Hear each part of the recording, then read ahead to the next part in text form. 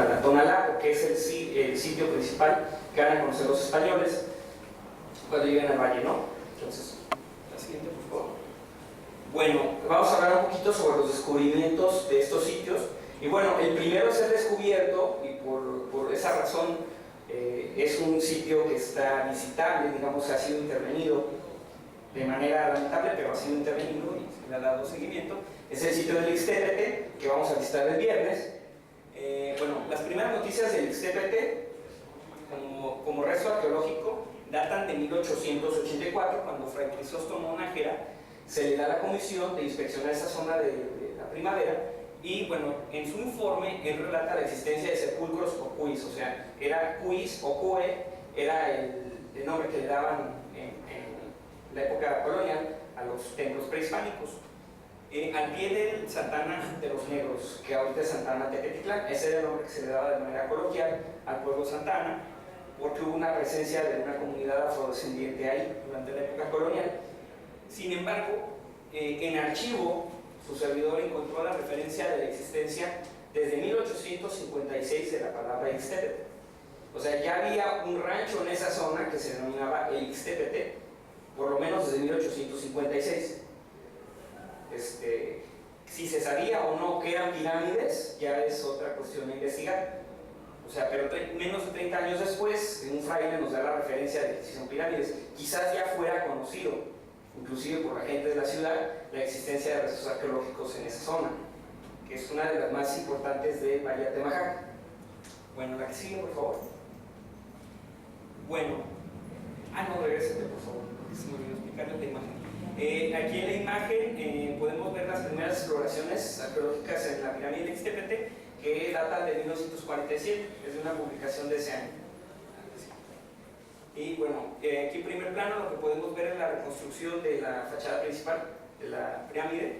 Y bueno, vemos que se hizo una intervención un poco agresiva, bueno, bastante agresiva, en la que se llenó de cemento la estructura, ¿no? Y el viernes lo vamos a ver en físico, quizás algunos ya conozcan el sitio, pero ahorita vamos a ver un poquito más sobre esa cuestión. Bueno, aquí nada más para que se hagan una idea, que hay un plano más ortodoxo sobre la cantidad de sitios arqueológicos que hay en la zona metropolitana. En particular, estos que son representados con estrellita serían los sitios más importantes. ¿Por qué? Porque en ellos tenemos la mayor presencia de arquitectura, que en este caso, bueno, es un poco el tema que nos atañe el día de hoy. Entonces van a ser los sitios de los que vamos a poner más énfasis. Bueno, vamos a hablar de otro sitio que se denomina El Grillo. En el caso del Grillo, no sé si alguien conozca el Tec Milenio, por Periférico Norte, que a un lado hay un baldío, que se ve como unas lomitas. Ese es el sitio. Es un sitio arqueológico y son montículos, son estructuras.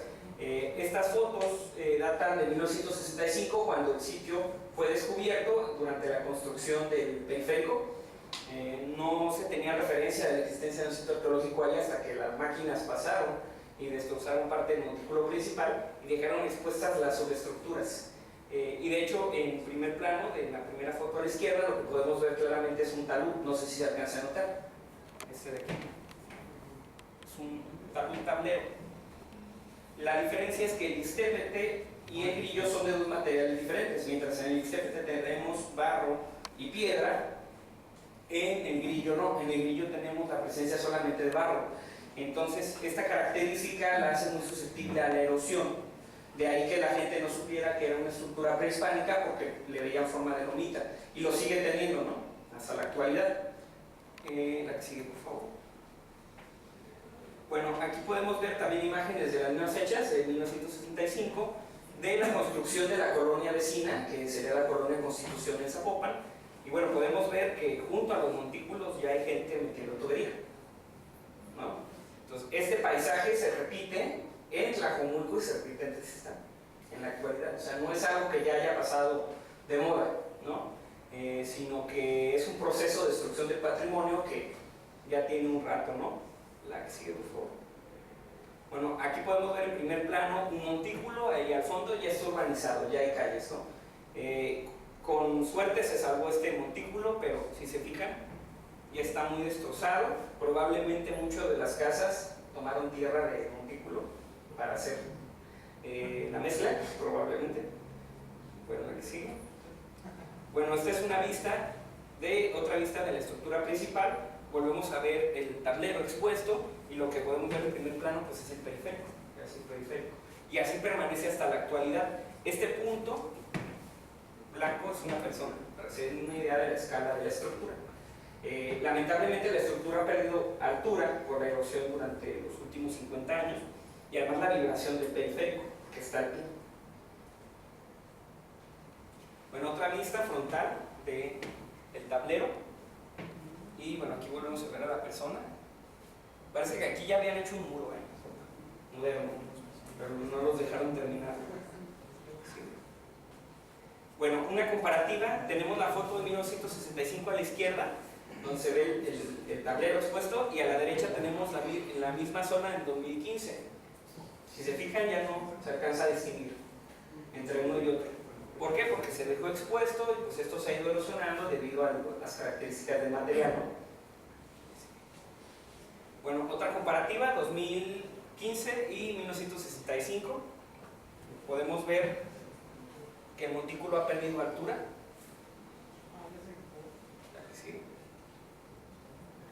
Bueno, otra, también se alcanza a apreciar.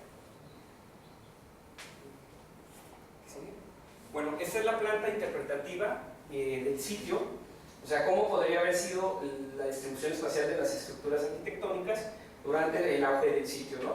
En el fraccionamiento vecino de Tabachines, que está al norte, que sería parte del mismo sitio, se detectó una ocupación más temprana, o sea, del formativo, estamos hablando de 2000 años más o menos atrás, y de ahí viene el nombre de estas fases cerámicas, Tabachines, temprano, medio y tardío. Por esta parte del sitio que se documentó ahí, se encontraron 14 tumbas de tiro y una de ellas se encuentra reproducida en el Museo Regional. Si conocen el Museo Regional de la ciudad, en la esquina hay una tumba de tiro, incluso dicen no le tiren tumbas, no le tiren monedas a la tumba de tiro, tiene un letrerito. No sé quién le pide deseos a una tumba de tiro. Si pasa, pensarán que es fuente de los deseos. Y bueno, aquí lo que podemos ver es la posible distribución de estas estructuras, ¿no? Se fijan, el patrón arquitectónico es relativamente simple, pero es similar al teotihuacano. La diferencia es las proporciones.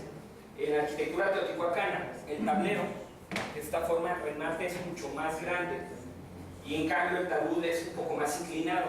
Y aquí tenemos taludes más verticales y tableros más chiquitos, que además son de barro. Ven otras vistas del sitio. Bueno, otras tomas actuales. Aquí pasa la ciclovía que va a cruzar, por un lado, de la estructura, y luego el periférico. Bueno, aquí vemos expuesto uno de los pocos lugares donde hay piedra en la estructura, pero es piedra de relleno, no es piedra labrada, ni careada, ni trabajada, ni siquiera unida con cementante, simplemente es relleno.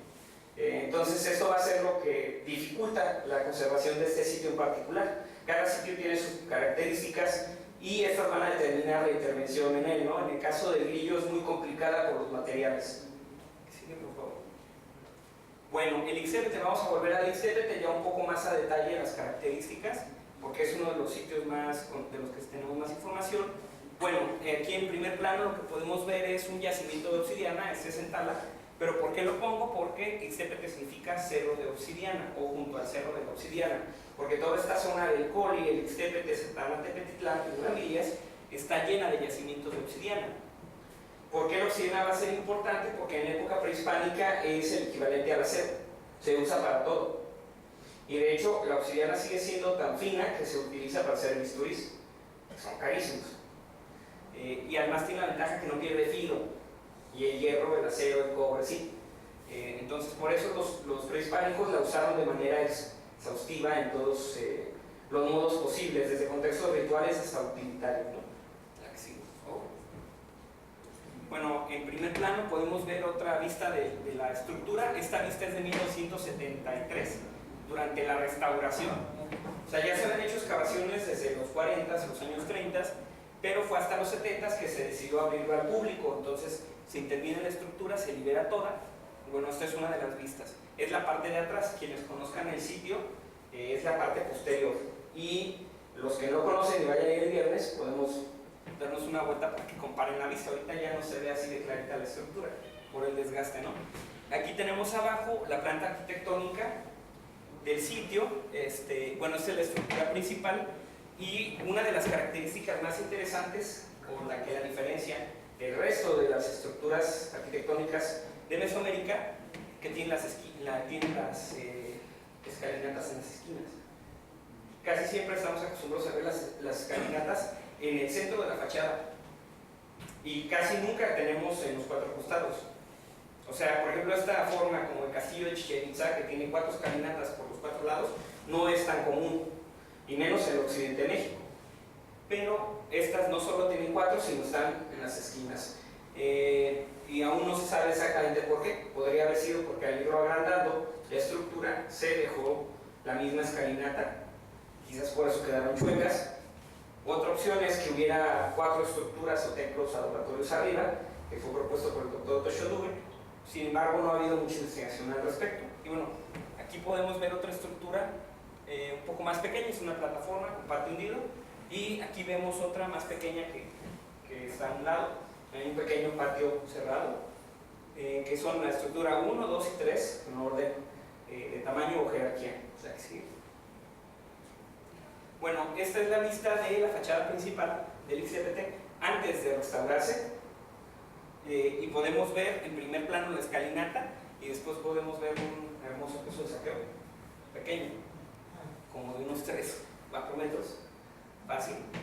Lo interesante es que aquí alcanzamos a apreciar que la estructura, la escalinata principal, es de barro y piedra. Va a ser por esa razón que al momento de restaurarla, los restauradores, entre comillas, deciden enjarrarla. Entonces reconstruyen toda la pirámide, toda la fachada principal. Pues ahora sí que eso ya se perdió, ¿no? Esta escalinata está perdida porque la que vemos hoy es de piedra y concreto. Y además está enjarrada y seguido la pintan. Entonces, lo vamos a ver el viernes, ¿no? Lo interesante es que, bueno, por lo menos tenemos el documento, pero estas intervenciones desafortunadas en los sitios arqueológicos no son exclusivas del ICPT. ¿Quién conoce Teotihuacán?